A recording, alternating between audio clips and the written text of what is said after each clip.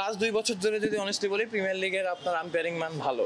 এর আগে তো আপনারাও জানেন যে কিছু জায়গায় আম্পায়ারিং নিয়ে কথা হতো, এবং যেটা লাস্ট 2 বছর ধরে অনেস্টলি যদি বলি আম্পায়ারিং এর মানটা অনেক বেশি। আপনাদের ধন্যবাদ দিতে চাই, কারণ মিডিয়ার কারণে, আপনারা বলার কারণে অনেক বেশি একটা প্রপার জিনিসটা আসছে আমার কাছে। আমি যতটুকু জানি, হয়তো আপনারা আমার থেকে ভালো জানবেন, সেকেন্ড ডিভিশন থার্ড ডিভিশন অবস্থায় এই জিনিসটা ক্যামেরাও থাকে না, এত মিডিয়াও থাকে না, ওই জায়গায় জিনিসগুলো অনেক কিছু হয়। তো এই জিনিসগুলো তো একটা প্রসেসের ফল। আপনি এই যে একটা ক্লাবে খেলাতে যোগ করা হচ্ছে, সেরকম কোনো কথা শুনেছেন? এটা তো আপনার নর্মালি আমি জানি না, হয়তো বা এরকম আছে। আমি যেহেতু শেখ জামালে অনেকদিন ধরে রয়েছি, আমার কাছে অফার আসছে, আমি খেলি নাই। এটার পার্সোনাল ইফেক্ট পরে কিনা আমি জানি না আসলে, কিন্তু জিনিসটা নর্মালি যেহেতু আমি আগুনিতে খেলি নাই বা অন্য কোনো টিমে খেলি না, আমি জানি না এই বিষয় নিয়ে খুব বেশি। বাট অবশ্যই আমি যেটা বললাম যে ক্রিকেটের প্রতিটা ক্ষেত্রে আমাদের উন্নতির অনেক জায়গা রয়েছে, যদি যেই জিনিসগুলো আমরা ওইভাবে এখনো পর্যন্ত করি না। কারণ বাংলাদেশের ক্রিকেট আপনার যে জায়গায় থাকার অবস্থা ছিল, সিচুয়েশন, ওই জায়গায় আমরা নাই।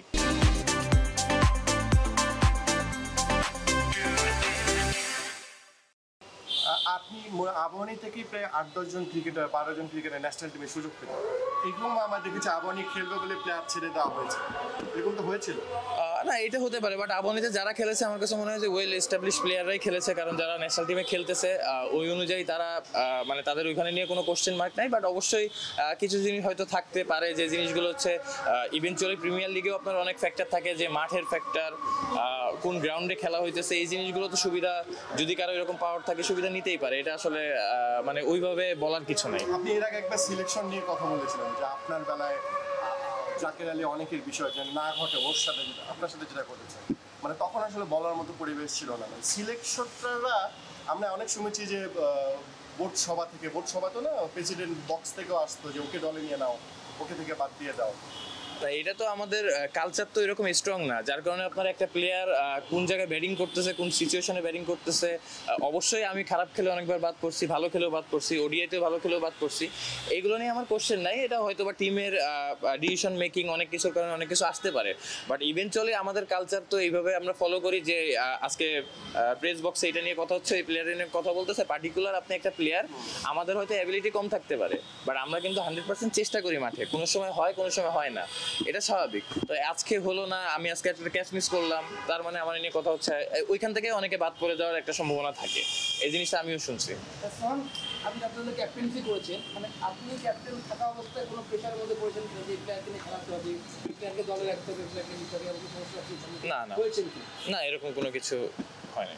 রিফর্মের কথা বলেছেন আমাদের নাজমুল উদ্দিন ফাহিম স্যার, আমি জানি না প্রশ্নটা হয়ে গেছে, আপনি কিভাবে দেখেন ফাহিম? না, অবশ্যই আমি ফাহিম স্যারের মতো মানুষ যারা আছে তারা তো ক্রিকেট ভালোবাসে, এবং আমার কাছে মনে হয় যে এরকম মানুষই আসা উচিত যাদের নিয়ে কোনো আপনার কমপ্লেন নাই বা কোনো বিতর্ক নাই।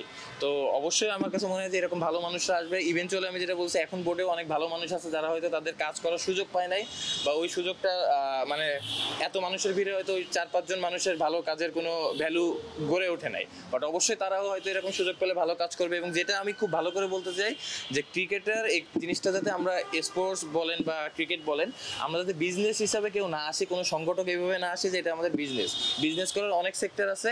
স্পোর্ট জগৎটা হচ্ছে বিজনেস না। এখন দেখবেন ম্যাক্সিমাম, যদি আমি এখানকার কথা না বলি, আমাদের নিচেও যারা আছে, ডিভিশন বলেন, ডিস্ট্রিক্ট বলেন, সবাই যে ইলেকশন করে, এইটা হয়। রাজনীতি নিয়ে আমি এত কথা বলতেছি না, সব রাজনৈতিক মানুষরা এই জায়গায় আসতেছে, তো তাদের এইখানে থাকার জন্য না। এটা হচ্ছে একই প্রশ্ন, অভিযোগ আপনাদের নিয়েও আছে। আপনি রাজনীতি করার লোক জায়গায় এসেছেন, আপনারা ক্রিকেটাররা ক্রিকেট খেলেছেন, ন্যাশনাল টিমে ইলেকশন করেছেন, মেম্বার অফ পার্লামেন্ট হয়েছেন। এই কালচার যদি সামনে আরো 10 জন ক্রিকেটার হয় যে আমি ইলেকশন করবো কোনো একটা দল থেকে, আবার ন্যাশনাল টিমেও খেলবো, এই কালচার পরিবর্তন না, এটা অবশ্যই উচিত না। কারণ পার্টিকুলার আমার কাছে মনে হয় যে কারো যদি রাজনীতিক একটা বড় জায়গা, তো রাজনৈতিক জায়গা থেকে মাঠে আবার ওই পরিমাণ আপনার এফোর্ট দেয়া আমার কাছে মনে হয় না এটা খুব ইজি জিনিস। তো কারো যদি এরকম হয় সে খেলা রিটায়ার করে যে রাজনীতি করুক, দ্যাটস ফেয়ার এনাফ। বাট অবশ্যই খেলা চলাকালীন অবস্থায় আমার কাছে মনে হয় যে কিছু জিনিস প্রোটোকল অবশ্যই থাকা উচিত। ওকে, ভবিষ্যতে যেন এটা চেঞ্জ। জি অবশ্যই। থ্যাংক ইউ, অসংখ্য ধন্যবাদ। থ্যাংক ইউ ভাই।